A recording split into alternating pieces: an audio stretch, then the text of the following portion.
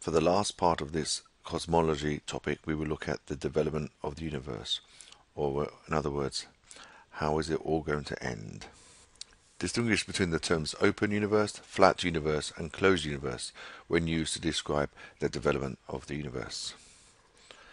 Here we have a graph showing the average distance between galaxies and the time. We know that the universe is expanding. We're roughly in this part of the expansion of the universe now. With time, the average distance is getting greater. We know that the universe is expanding. Now, the question is now, what will happen in the future? We have three possible outcomes.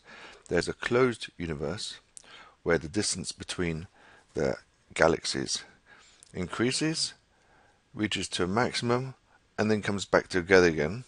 That way the universe collapses back on itself. It's called the Big Crunch. We have an open universe where the universe will keep on expanding forever. And we have somewhere in between, which is called the flat universe. The universe will keep on expanding until it reaches infinity. Then at infinite amount of time, it will stop expanding.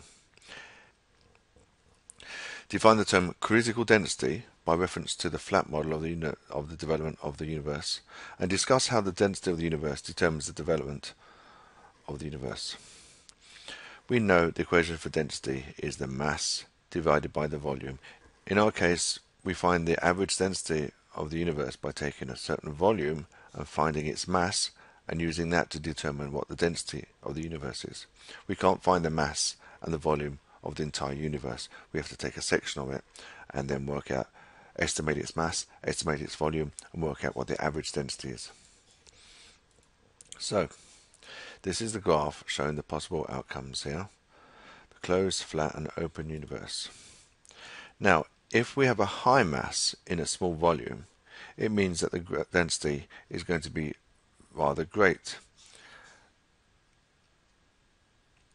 So the expansion won't be forever. The gravity will stop the universe from expanding at this point here, and then it will cause it to contract again. The Big Crunch. This is when the density is going to be quite high, so a high mass in a certain volume.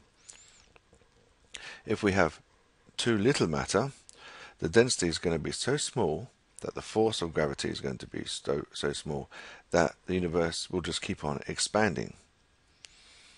Now, we have, if we have exactly the right amount of matter in exactly the right amount of volume, we have what's called the critical density. And the critical density is the density of the universe where the universe will only start to contract after an infinite amount of time, which means it's not going to start to contract. It will expand and expand. At infinity, it will stop expanding. After infinity, it will start to contract again. This is the critical density.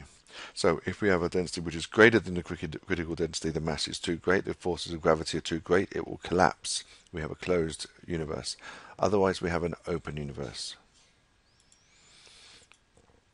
So the density of the universe that separates a universe that will expand forever, which is an open universe, and one that will recollapse, which is called a closed universe. A universe with a density equal to the critical density is called a flat universe, and it will expand forever at a slowing rate until infinity. So how do we measure the density of the universe? Discuss the problems associated with determining the density of the universe. We need to know the mass and the volume of a chosen area of space. So we have to make observations, we have to look at all the things that could add to the mass. When we look at a galaxy like this, we find that by looking at all the stars, all the points of light, we can work out the mass. And all this mass combined will give the gravitational force to make this go round in a circle, to rotate. However, it travels much faster, it rotates much faster than we would expect. The reason for that is that its mass is much greater than it appears to be. So there are some objects there which add a considerable amount to the mass that we're not able to observe. So the mass of the galaxy is mostly dark matter. matter that we cannot see. So, to find the critical density, if we take into account all the stars, all the matter that we can see, then the total mass would not be enough to keep the galaxies orbiting around, for example, a center of a cluster. In fact, the visible matter, the stars and the emitting radiation that we see, only accounts for around 1/10 of the real mass. So 90% of the mass of the universe is invisible. So we call this dark matter. And it's so dark that it can't irradiate. We're not able to measure the radiation from it. And the theories about this are machos and WIMPs. Machos are massive, compact halo objects which do not emit. So basically brown and black dwarfs and even black holes, which are dark, they do not emit radiation that we're able to observe. WIMPs are non-baryonic, weakly interactive massive particles. Massive means that it has mass, not that it has a large mass. For example, neutrinos, which are very small, but many of them contribute to the mass. It also seems that is what is called dark energy, and we're going to look at that soon.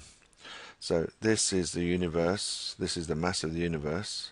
There's this dark matter, there's this thing called dark energy, we believe, and only a small amount of this is actually radiating. The current scientific evidence suggests that the universe is open. There are two physicists here, astronomers, that are able to got the new Nobel Prize in 2011 for describing the dark energy that basically made the universe not expand, but it has an accelerating expansion. So let's go back to our diagram of the universe. We compare the closed with the flat and the open. We now have this additional line, which is an open universe, which is getting increasingly and increasingly larger. This is what is expected. This is what is thought will happen to the universe in the long run.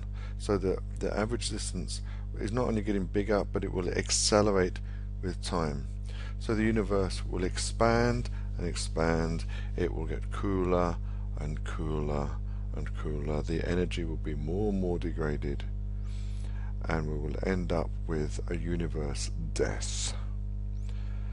The temperature will be 0 Kelvin.